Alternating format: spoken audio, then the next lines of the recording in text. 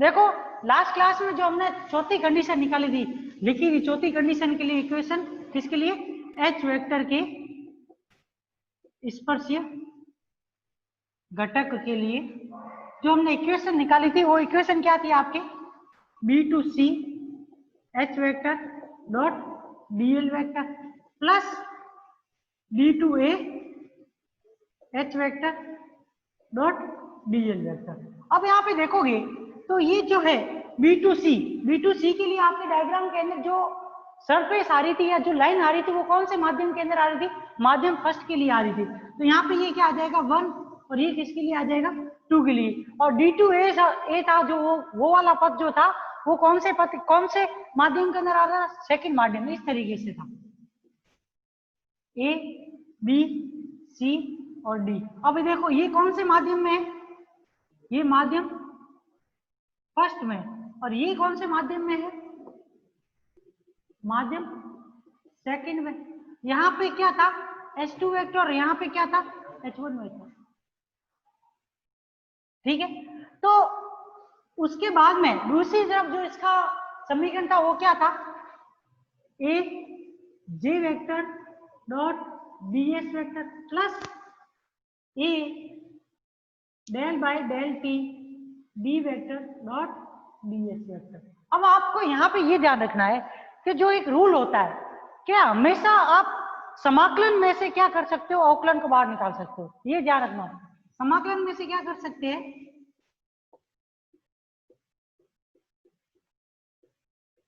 अवकलन बाहर आ सकता है।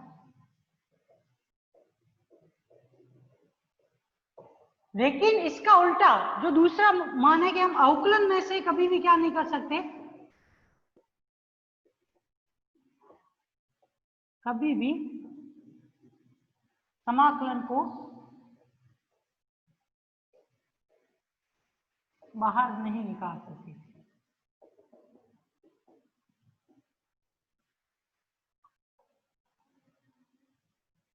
ये दो कंडीशन आपको याद रहनी चाहिए। मतलब मान लो कि किसी भी राशि का अपन को डिफरेंशिएशन दिया है, जैसे कि इस प्रकार से हो जाए कि डेल बाय डेल टी कोष्ठक में क्या हो जाए? अवकलन का साइन और ई वेक्टर दिया हुआ है, तो यहां से इस ई वेक्टर, ये जो अवकलन का साइन है इसको बाहर नहीं निकाल सकते। ये इसके रूल है। ये दो रूल है कि समाकलन में से तो हम अवकलन को बाहर निकाल सकते हैं, पर अवकलन में से कभी भी हम समाकलन को बाहर नहीं निकाल सकते। इस वजह से यहाँ पे क्या है? अवकलन आपके बाहर आया हुआ है। ये आपको इसमें ध्यान रखना है। अब देखिए कि यहां तक हमने इक्वेशन निकाल ली थी, ठीक है। अब देखो ये कौन सी कंडीशन के अंदर यहां से हमको क्या मिलेंगे? परिसीमा या फिर क्या बाउंड्री कंडीशन कब प्राप्त होगी, वो आपको ध्यान रखना बहुत ज्यादा जरूरी है। आपने कौन से माध्यम पढ़े थे? मुक्त आकाश, चालक माध्यम, अचालक माध्यम, और थर्ड आपने जो पढ़ा था वो वो प्लाज्मा मीडियम।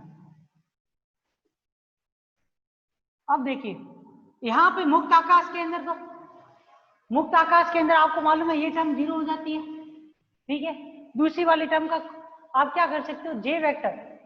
अब इसकी अवस्था में, मुक्त अवस्था में है, बंधित अवस्था में नहीं है, तो उस वजह से भी जे वेक्टर का भी मान क्या हो सकता है? 0 हो सकता है।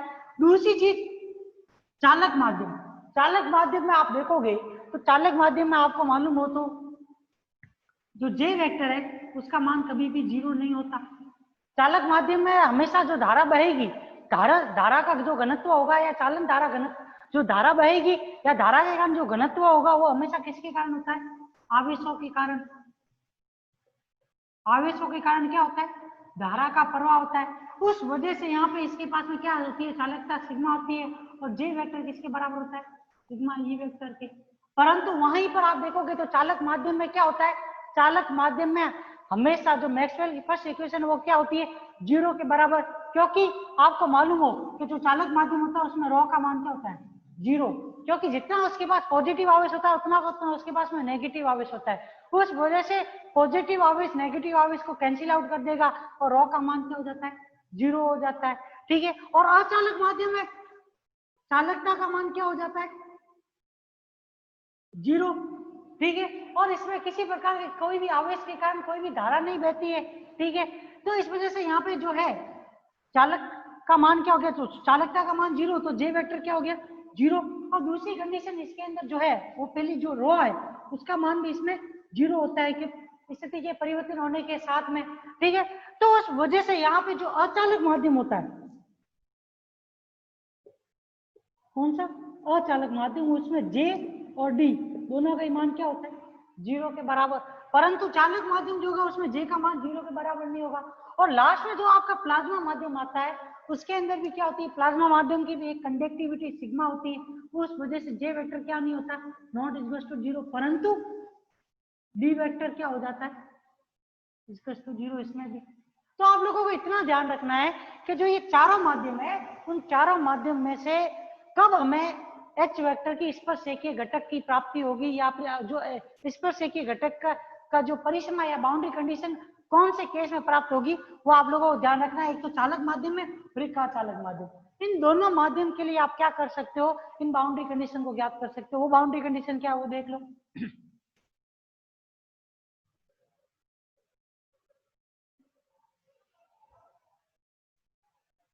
सबसे पहला केस, जब हम कैसे माध्यम हो, अचालक माध्यम के अंतरापृष्ठ के लिए, अंतरापृष्ठ या परिसीमा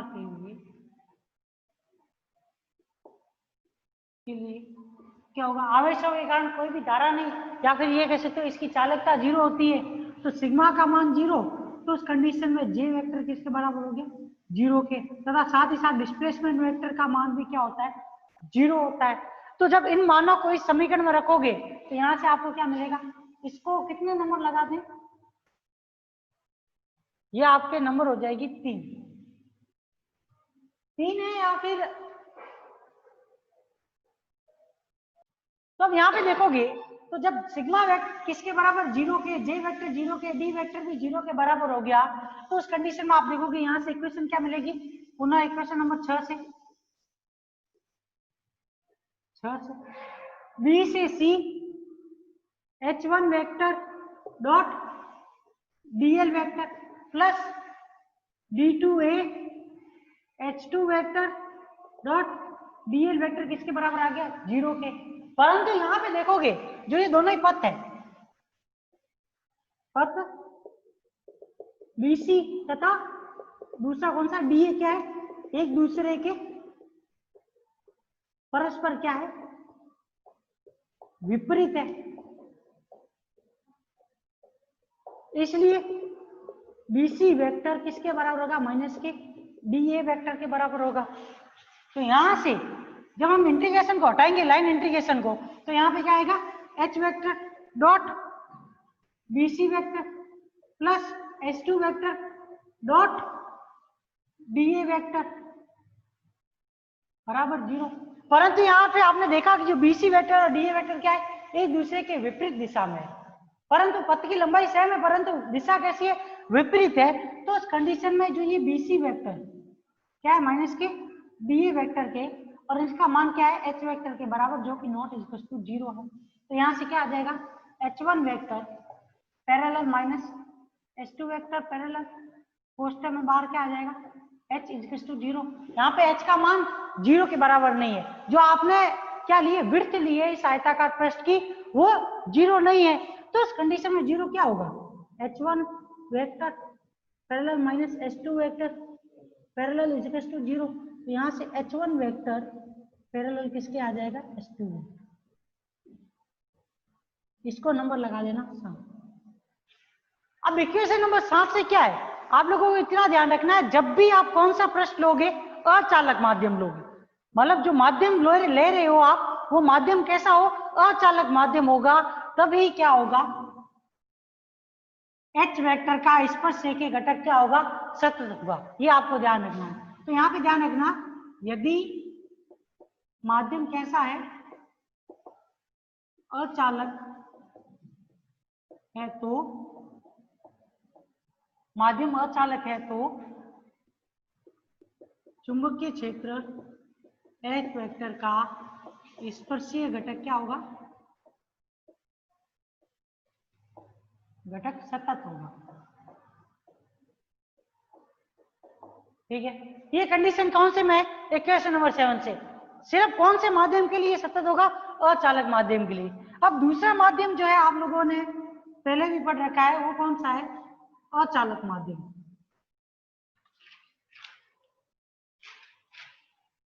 दूसरा माध्यम कौन सा है आपके? अचालक माध्यम।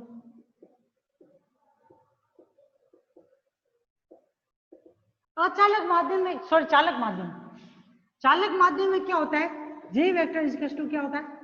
Sigma E vector. और चालक माध्यम के लिए sigma is not is to 0। Sigma not is to 0 तो जे इज क्या हो जाएगा? Not is to 0। परंतु चालक माध्यम में जो रो है उसका मान 0 होने के कारण डी वेक्टर का मान क्या हो जाता है? 0।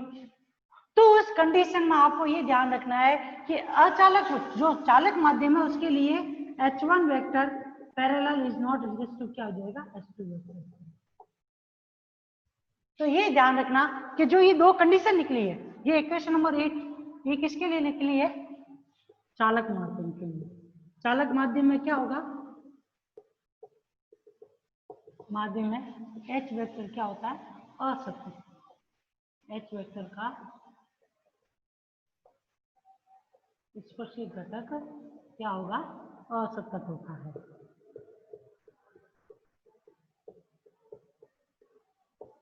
ये आपको इसके अंदर ध्यान रखना है। इसके अंदर और कुछ भी नहीं है। अब देखो, 4 परिसीमा है। ये चारों परिसीमा के ऊपर अगर याद रहेगी तो ही आगे वाले टॉपिक हो सकते हैं, अदरवाइज आगे वाले टॉपिक नहीं होंगे। क्योंकि जितना भी आगे आप पढ़ोगे अचालक माध्यम में, चालक माध्यम में, और दूसरी कोई जो परावर्तन और अपवर्तन के नियम के लिए हम क्या पढ़ रहे हैं, अभी जो सेकंड यूनिट पढ़ेंगे वो पूरी की पूरी क्या है? विद्युत चुंबकीय तरंग के परावर्तन और अपवर्तन के ऊपर आधारित है। तो परावर्तन और अपवर्तन के ऊपर आधारित है, तो उस कंडीशन में आपको क्या याद रहनी चाहिए? 4 कंडीशन याद रहनी चाहिए जो हमने अभी निकाली है। मैं इन चारों कंडीशन को वापस लिख रहा हूं, क्या उन 4 की टेबल बना देना, 4 को मतलब अलग से शॉर्ट फॉर्म में लिख लेना, और ये याद रखना कि ये चीजें आप लोगों को इसके अंदर याद रहनी चाहिए। ठीक है,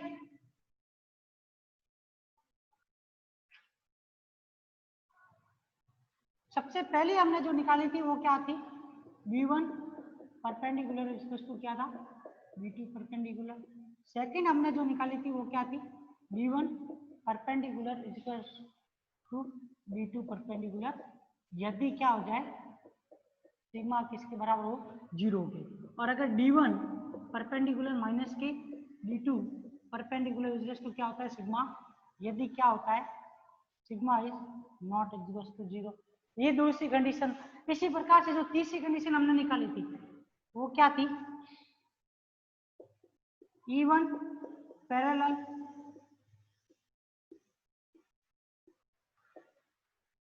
इक्वल टू क्या है? E2 parallel.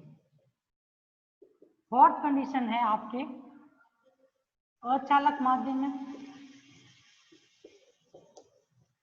अचालक माध्यम में क्या होगा?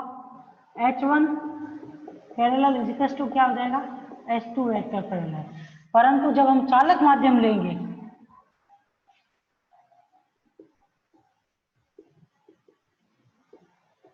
तो उस कंडीशन में H1 vector is not equal to H2।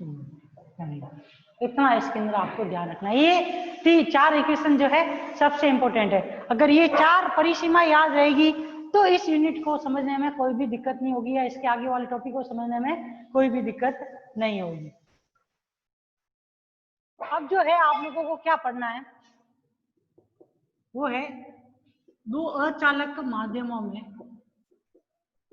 दो अचालक माध्यमों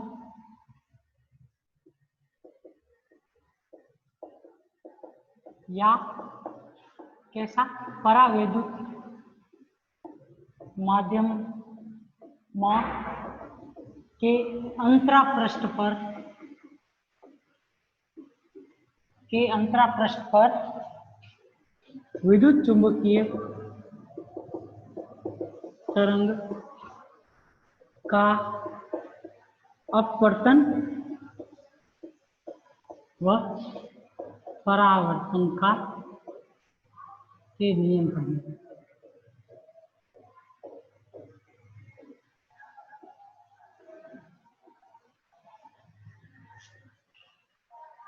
देखो ये टॉपिक है थोड़ा सा लंबा, परंतु इसके अंदर क्या हमको पढ़ना है, मतलब वो चीज मैं बता दूंगा जो आज इसके अंदर हमको, मतलब कल की क्लास में जो हम इसका डेरिवेशन वगैरह जो भी पढ़ेंगे उसके बारे में पहले से ही बता देता हूँ, आज की क्लास में समझा देता हूँ शॉर्ट फॉर्मेट में कि इस जो दो अचालक माध्यम ले रहे हैं उसमें हमें क्या पढ़ना होगा, ठीक है ना। तो आप लोगों को ये ध्यान है कि जब भी हम किसी भी दो माध्यम है, उन दो माध्यमों को हम क्या करते हैं, किसी परिसीमा से क्या करते हैं, विभक्त कर रहे हैं, और उसके ऊपर क्या है, अगर कोई भी वेव इंसिडेंट हो रही है, भले वो प्रकाशीय किरण हो या वो विद्युत चुंबकीय तरंग हो, तो वो क्या होती है, अभिलंब के साथ किसी न किसी कोण के साथ में क्या होती है, आपतित होती है, ठीक है। और उससे किसी न किसी एंगल अभिलंब के साथ में वो क्या होती है, परावर्तित होती है, और साथ ही साथ में उसका क्या होता है, अपवर्तन भी होता है, ठीक है। तो उस कंडीशन में जब आप देखो, जब ये किरण इंसिडेंट हुई, इसका परावर्तन हुआ या अपवर्तन हुआ, तो उस कंडीशन में आप देखोगे जो ये परावर्तन तथा अपवर्तन देखते हो, तो इसका कुछ भाग जो विद्युत कोई भी प्रकाश की किरण होता है उसका कुछ भाग का तो क्या होता है, परावर्तन, और कुछ भाग का क्या होता है, अपवर्तन या फिर पारगमन होता है। तो जी ये परावर्तन या अपवर्तन होता है प्रकाश का की किरण का, तो वो उस प्रकाश की किरण के परावर्तन और अपवर्तन के नियम को हम किस में पढ़ते हैं, ऑप्टिक्स में। ऑप्टिक्स में जो ये परावर्तन तथा अपवर्तन का नियम है उसको किसके द्वारा दिया जाता है, उसके अंदर जो परावर्तन तथा अपवर्तन होता है उसमें जो रिलेशन है वो किसके द्वारा, स्नेल के नियम से दिया जाता है। और स्नेल का नियम क्या होता है, n2/n1 इजिकल्स टू आपके क्या होगा, साइन थीटा आई अपॉन साइन थीटा। तो आप लोगों को ये ध्यान रखना है कि जिस प्रकार से प्रकाश की किरण का एक माध्यम से दूसरे माध्यम, किसी माध्यम के अंतःपृष्ठ के ऊपर इंसिडेंट करने पर उस किरण का परावर्तन तथा अपवर्तन होने से जो नियम दिए जाते हैं वो परावर्तन तथा अपवर्तन के नियम कहलाते हैं, और उसमें उनको जो समझाया जाता है या उसके रूप में जो उनको शॉर्ट फॉर्मेट एक नियम के रूप में समझाया जाता है वो कौन सा नियम है, स्नेल का नियम है। तो उसी प्रकार से जब कोई भी विद्युत चुम्बकीय तरंग भी किसी एक माध्यम से दूसरे माध्यम के अंदर इंसिडेंट होती है या फिर किसी दो माध्यमों की परिसीमा के ऊपर इंसिडेंट होगी, तो उस कंडीशन में उस विद्युत चुम्बकीय तरंग का भी क्या होता है, परावर्तन तथा अपवर्तन होगा। पता उस विद्युत चुम्बकीय तरंग का भी जब परावर्तन तथा अपवर्तन होता है तो उस कंडीशन में भी क्या होगा, ये जो विद्युत चुम्बकीय तरंग है वो भी क्या करेगी, इस स्नेल के नियम का क्या करेगी, पालन करेगी।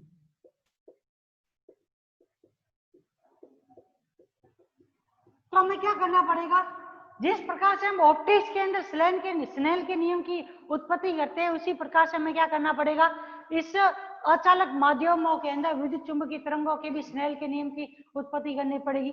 और दूसरी चीज आपको ये ध्यान रखनी है कि इसमें जो एक और नियम ये होता है कि जब भी कोई भी विद्युत चुम्बकीय तरंग एक माध्यम से दूसरे, एक माध्यम के अंतर, एक और पहले माध्यम तथा दूसरे माध्यम के बीच में जो अंतरापृष्ठ होता है उसके ऊपर इंसिडेंट होती है, तो उस कंडीशन में उसका जब परावर्तन तथा अपवर्तन होता है तो उसकी आवृत्ति क्या रहती है, समान रहती है। कौन सी कंडीशन में, आपतन की, परावर्तन की तथा अपवर्तन। वेव के क्या होंगे, तीन फॉर्म होंगे, एक तो आपतित तरंग, एक परावर्तित तरंग और तीसरी कौन सी, अपवर्तित तरंग। इन तीनों ही कंडीशन के अंदर क्या होता है, जब वो एक माध्यम के अंदर से किसी पृष्ठ के ऊपर इंसिडेंट होती है तो उसके परावर्तन और अपवर्तन के पश्चात हमेशा क्या होगा, उसके अंदर आपतन, परावर्तन तथा अपवर्तन तीनों में क्या रहेगी, उसकी कोणीय आवृत्ति का मान नियत रहेगा। क्योंकि अब यहाँ पे कोणीय आवृत्ति क्यों लिखी, क्योंकि आप लोगों को मालूम है जो इलेक्ट्रिक फील्ड जो होता है उसको आप किसके रूप में लिखते हो, unit vector exponential iota k vector r vector minus के ओमेगा t, इस रूप में लिखते हो। तो यहाँ पे क्या आपके कोणीय आवृत्ति ओमेगा भी आ रही है, k भी आ रहा है, ठीक है। चेंजिंग सिर्फ किस में हो सकती है, यूनिट वेक्टर में हो सकती है, परंतु यहाँ पर आप लोगों को ये ध्यान रखना है कि जो k वेक्टर तथा ओमेगा वेक्टर, एक तो कौन सा, एक तो आप लोगों को ये ध्यान रखना है ये स्नेल के नियम को फॉलो करती है, दूसरी चीज आपको इसमें ये ध्यान रखनी है कि ये जो तरंगे होगी, जो भी वेव होगी वो कभी भी अंतरापृष्ठ के ऊपर इंसिडेंट होने के बाद में अपवर्तित, परावर्तित या फिर आपतित होती है। तो तीनों कंडीशन में उसकी क्या होती है, आवर्ती समान रहती है। इसलिए इस नियम को कौन सा, इसको आवर्ती का नियम भी कहते हैं। और थर्ड कंडीशन जो है वो ये है, या फिर जो तीसरा नियम है वो ये है कि जो इनके संचरण नियतांक है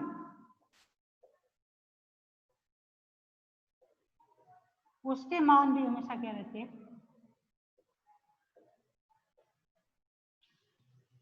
हमेशा समान है, या फिर ये कह सकते हो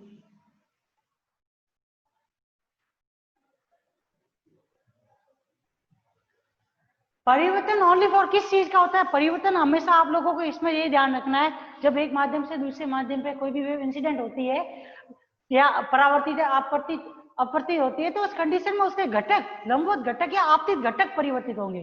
परंतु उन लंबवत घटक और आपतित घटकों के अंदर क्या है, आप लोगों को ये ध्यान रखना है कि जो ये वैल्यू है, जो एक्सपोनेंशियल वाली टर्म होती है, वो कभी भी परिवर्तित नहीं होगी। कौन सी टर्म के लिए, स्पर्शीय घटक के लिए।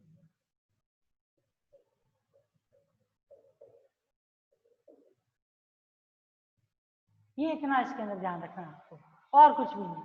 मतलब ये तीन रूल है, इन तीनों रूल, ये तीनों चीजें कैसे प्राप्त होगी, ये वाली, ये हम कल की क्लास में पढ़ेंगे, तब आप लोगों को और भी अच्छे से पता चलेगा कि किस तरीके से जो ये आवर्ती समान प्राप्त हो रही है, या फिर ये कह सकते हो ये संचरण नियतांक उनका मान समान कैसे प्राप्त होता है, और साथ ही साथ में स्नेल का नियम किस प्रकार से प्राप्त होता है, वो हम नेक्स्ट क्लास में पढ़ेंगे, क्योंकि वो थोड़ा सा लेंथी प्रोसेस है, तो इस वजह से हो नहीं पाएगा।